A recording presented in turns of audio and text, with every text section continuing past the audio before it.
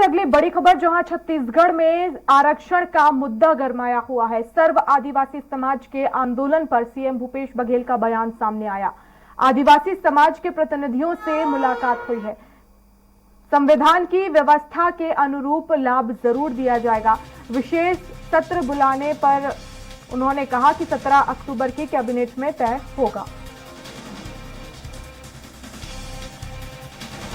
कुछ समाज के लोग मेरे पास आए थे, मैंने स्पष्ट कर दिया है कि जो संविधान में जो व्यवस्था है उसके अनुरूप उनको वो लाभ दिया जाएगा, उससे कम नहीं होगा। ये मैंने स्पष्ट कर दिया था। अभी तो समय है, अभी तो कैबिनेट होगा 17 तारीख को।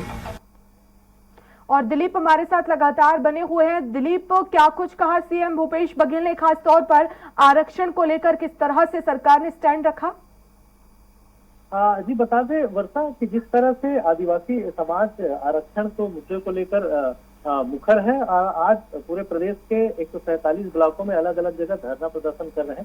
खास करके बस्तर और सरगुजा संभाग इससे ज्यादा प्रभावित है। बस्तर और सरगुजा में लगातार धरना प्रदर्शन कर रहे हैं और साथ ही साथ बहुत जगह पर इन्होंने विरोध प्रदर्शन करते हुए जिला कलेक्टर को अपनी मांगों को लेकर मुख्यमंत्री के नाम एक ज्ञापन सौंपे हैं, जिसमें 32% जो आरक्षण है उसको लेकर तत्काल अध्यादेश लाने की उन्होंने बात कही है, ताकि ये जो आरक्षण है वो यथावत बरकरार रहे और आने वाली जितनी नियुक्तियां भर्तियां जो हो रही है उसमें आदिवासी समुदाय को इस आरक्षण का लाभ मिल सके।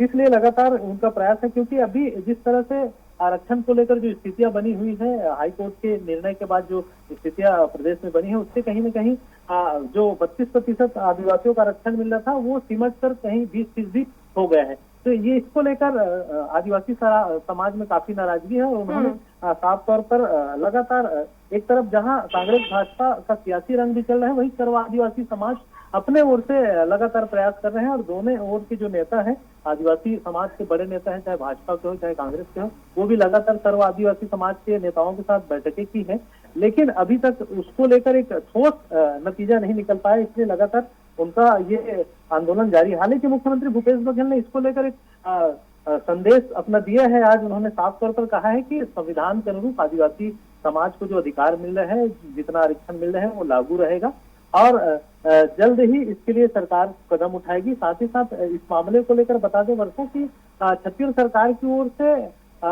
सुप्रीम कोर्ट में अपने तरफ से वकील नियुक्त किए गए हैं, ताकि जो आरक्षण है यहाँ 58% आरक्षण जो चल रहा है वो बरकरार रहे। हालांकि हाई कोर्ट ने जिस तरह से आरक्षण को रद्द किया, उसको लेकर दोनों पार्टियों की ओर से लगातार एक दूसरे पर आरोप प्रत्यारोप चलता रहा है, क्योंकि जब आरक्षण लागू हुआ था 58% 2012 में, उस समय भाजपा की यानी डॉक्टर रमन सिंह की सरकार थी और उस समय ये सुप्रीम कोर्ट का जो गाइडलाइन है, जिसमें किसी राज्य में अगर 50% से अधिक सीमा को पार कर लेता है आरक्षण, तो उसमें तार्किक तथ्यों के साथ कोर्ट में ये बातें सरकार को प्रस्तुत करनी होती है।